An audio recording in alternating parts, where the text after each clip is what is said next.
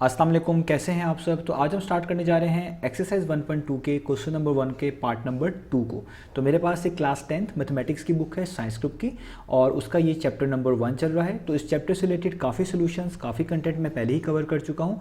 मैंने इस चैप्टर के नेम से एक सेपरेट प्लेलिस्ट बनाई हुई है, उसका लिंक नीचे डिस्क्रिप्शन में गिवन है। अगर आप इस चैप्टर से रिलेटेड बाकी सोल्यूशन में इंटरेस्टेड हो तो वो लिंक नीचे डिस्क्रिप्शन में से देख सकते हैं।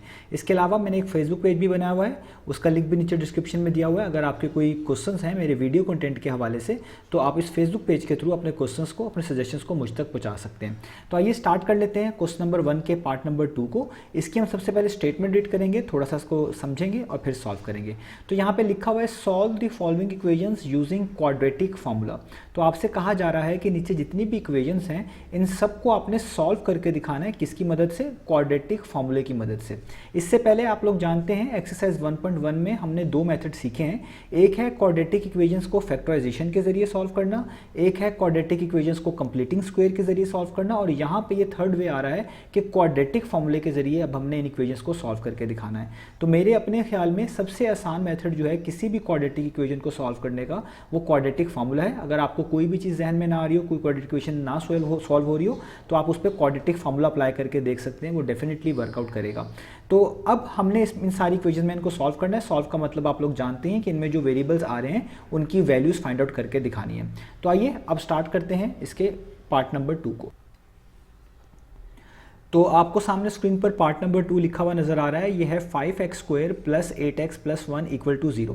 तो जैसा कि मैं पिछले पार्ट में बता चुका हूं कि आपके पास जब भी क्वाड्रेटिक इक्वेशन को सॉल्व करने के लिए आए, आपने सबसे पहले उसको स्टैंडर्ड फॉर्म में लिखना होता है। स्टैंडर्ड फॉर्म क्या होता है कि x² वाली टर्म्स पहले, x वाली टर्म्स बाद में, और एट दी एंड कॉन्स्टेंट वाली टर्म्स होनी चाहिए। तो आप देख सकते हैं हमारा जो ये पार्ट है ये पहले से ही स्टैंडर्ड फॉर्म में लिखा हुआ है। यहाँ पे x² वाली टर्म्स पहले हैं और x वाली टर्म्स बाद में है और at the and constant terms है। तो यहाँ पे हमें ये वाला स्टेप करने की जरूरत नहीं है। अगर ये इस फॉर्म में ना होता तो पहले इसको इस फॉर्म में लाजमी लेके आते। अगर आपके पास क्वेश्चन पहले से स्टैंडर्ड फॉर्म में है तो दूसरा काम जो है आपका वो ये है कि आपने इसमें a, b और c की वैल्यूज निकालनी है, क्योंकि अभी मैं आगे क्वाड्रेटिक फार्मूला मेंशन करूंगा, उसमें a, b और c की वैल्यूज चाहिए होंगी।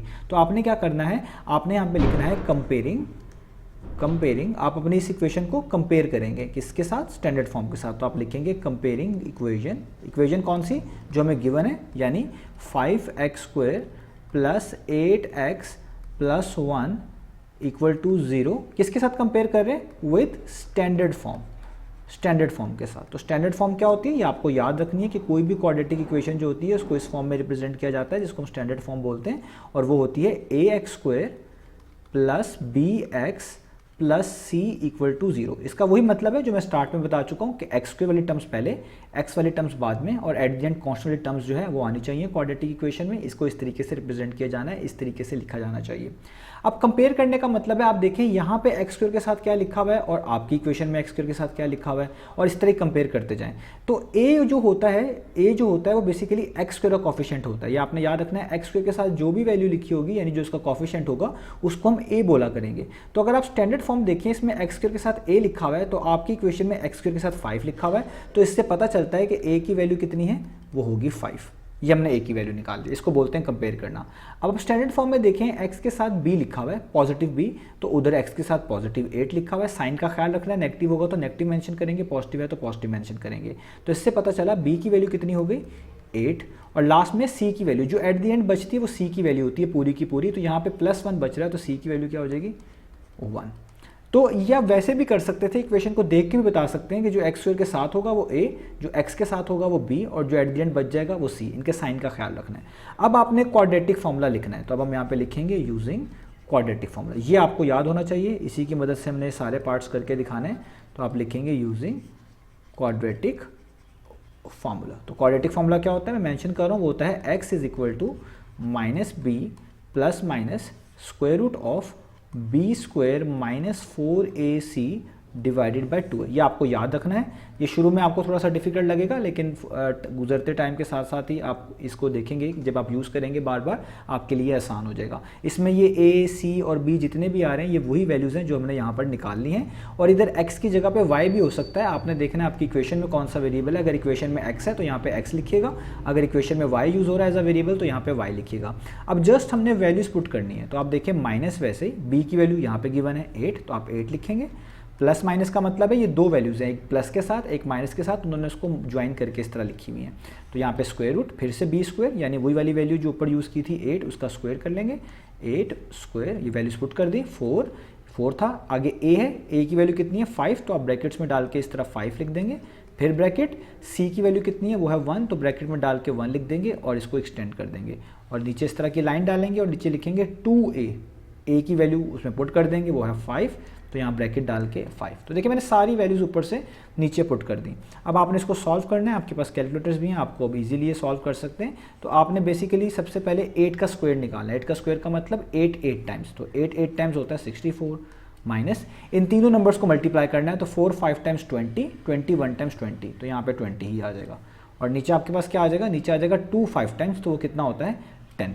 तो अब हमने इसको यहाँ तक सॉल्व कर लिया। अब हमारा अगला स्टेप है, अगले स्टेप में हमने क्या करना है, -8 को वैसे ही लिखना है, प्लस माइनस भी वैसे लिखना है और 64 में से 20 को माइनस करना है।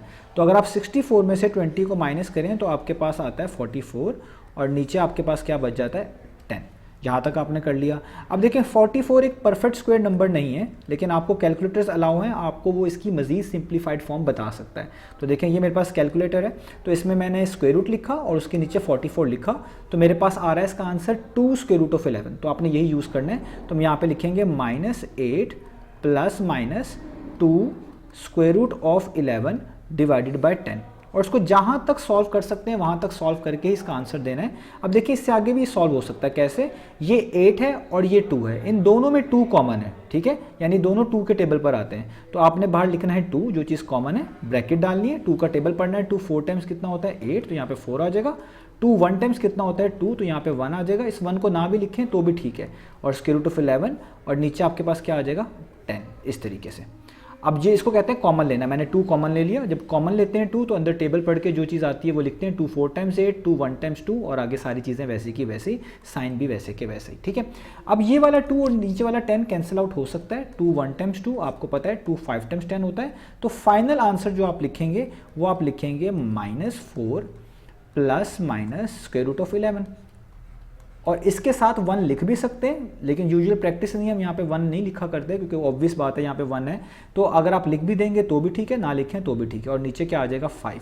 तो इससे ज़्यादा हम इसको सॉल्व नहीं कर सकते। तो इससे पता चला हमारा यही सोल्यूशन सेट है। तो सोल्यूशन सेट हमारा होगा -4 plus minus square root of 11 over 5। यही हमने फाइंड आउट करके दिखाना था, क्योंकि क्वाड्रेटिक इक्वेशन के 2 रूट्स मिलने चाहिए थे, ये 2 ही रूट्स हैं, एक प्लस के साथ है एक माइनस के साथ है। यानी मेरा कहने का ये मतलब है इसके 2 रूट्स ये हैं, एक -4 प्लस स्क्वायर रूट ऑफ 11/5 है और एक -4 माइनस स्क्वायर रूट ऑफ 11/5 है। तो इनको मिलाकर प्लस माइनस के साथ इस तरह लिखा जाता है। तो ये हमारा था क्वेश्चन नंबर 2 यानी पार्ट नंबर 2।